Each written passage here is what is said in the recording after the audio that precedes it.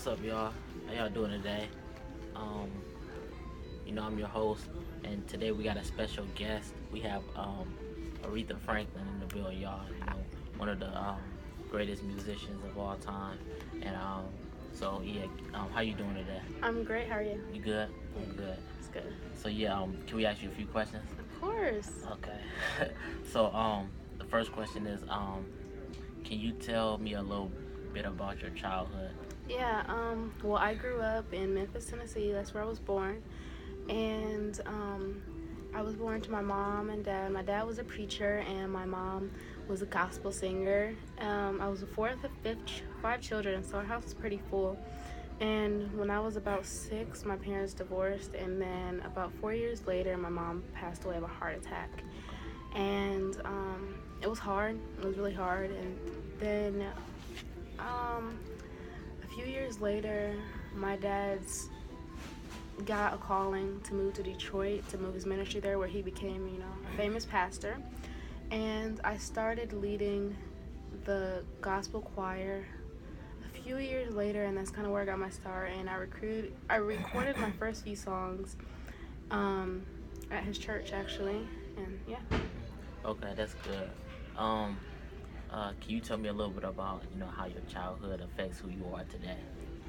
Well, with my mom passing away, it was hard because my dad had to take care of himself, and when they separated, even.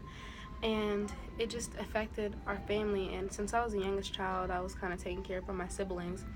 And so we all just learned to depend on each other. And then also, me growing up in a faith-based home with a pastor's father, he was very strict on us, but he taught us the values that we needed to be as, older adults.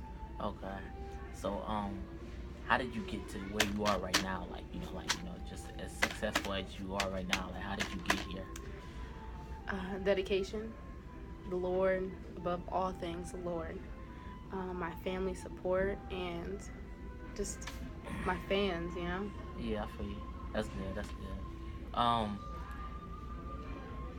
Can you tell us a little bit about the creative process and your musical like talents and everything? Yeah, I think that with my creative process, I think what separates a person that sings and a true musician singer is just your drive to be the best. And I will stay in the studio as long as I need to. Sometimes I'll go days without sleeping just to get the right song, and I'll wake up in the middle of the night and have a song in my head, and I have to record it at that time because I hear it and I feel it and I just know it's gonna be great. And even though I have a crazy amount of songs that I've written, I don't release them all because if they're not perfect and I don't feel like there's something that my fans need to hear, if I don't feel like it's not up to the standard that I need to release to my fans, I don't release it because it's not what my standard is for myself. And you just gotta be great. Yeah, that's good. I like that. I like that. Okay.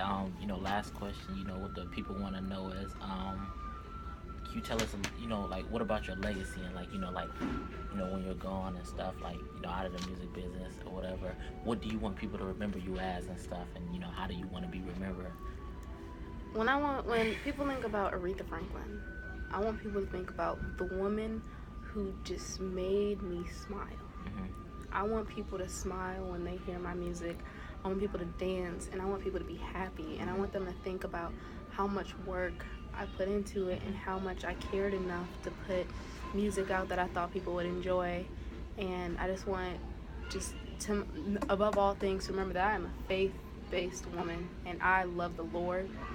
And I want them to know that even though I put out a lot of secular music, that above all I love the Lord. And I want them to remember that about me.